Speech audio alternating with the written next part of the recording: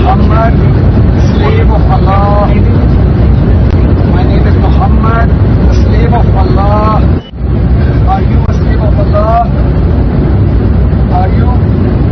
Say it. Say it. Passengers on board say the man was threatening to blow the plane up, with thinly veiled threats about a dangerous item in his backpack.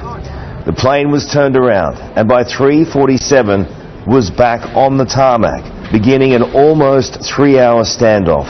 Runways closed, flights cancelled, and terminals in lockdown. Emergency crews attempting to disarm the situation.